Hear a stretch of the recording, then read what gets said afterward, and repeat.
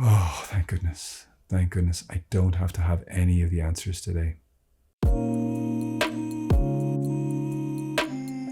Hi folks, Father Columba here. In my life, if I've got a problem or there's some sin I'm struggling with or some temptation, and I'm like, oh, my first attitude is usually I have to fix this. Problem is not so much the use of the rationality, but the use of the will in that, because sometimes I'm like, okay, I'll fix this.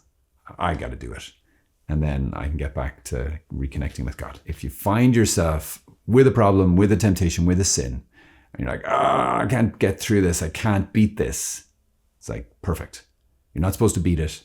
What we're supposed to do is surrender. Now, this actually hit me really strongly, not in the context actually of sin, but of just needing God's help. I was doing a summer camp, but it was my first year running it. And it's been a long time since I've done something like this big. We've all these volunteers and all these kids and there's these trips and there's all this, so many plates spinning, and so many things could go wrong. So many things could go wrong in a situation like that. And it's very tempting for me to go into fix it mode, control it mode.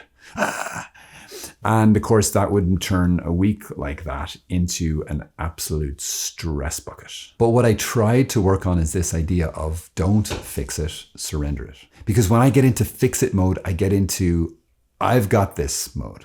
It's okay, God, I'll get this, I'll sort this, and then I'll come back to you, okay? Then I'll be good enough.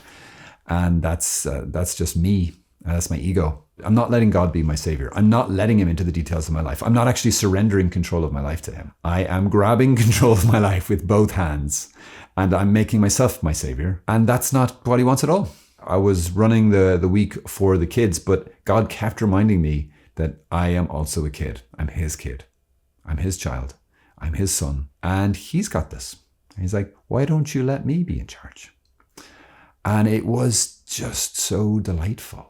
It was just so cool to experience that in my morning prayer every morning. Just that like, oh yeah. I don't have to have the answers. Oh, thank goodness. Thank goodness. I don't have to have any of the answers today. Rather than, I've got this. I fix this. We say, Lord, I can't do this, but you can. And then we kind of can snuggle into that relationship with him of like, no, seriously, he's got this. Not in a presumptive way, but in a way that's based on real trust in his real goodness. It's like, no, actually, I really trust him. I've given it to him. I'm letting go. I'm not going to stay in that place of worry, which is just another form of control, right? So I can control by trying to do it all myself, or I control by praying with just worry. I just trust you. I trust you because I know you're good. And you've never let me down when I've trusted you to live constantly handing over what you can't handle. This is too much for me. Great. Just hand it over. Just give it to him and let go of it. They say what we don't hand over, we will hand on. And that can be the big stuff. Like if I don't deal with the stuff in my heart and from my past and my pain, then I'm going to hand it on to the people around me, and especially like in families, we hand it on to our kids and that kind of thing. But it applies in general. Like when we hand everything over to him, then what we hand on to people is just his blessings. Is like, wow, because you live so chilled out and so like loving, because the pressure's not on me to do it. I'm letting God carry the pressure, which he says he will carry.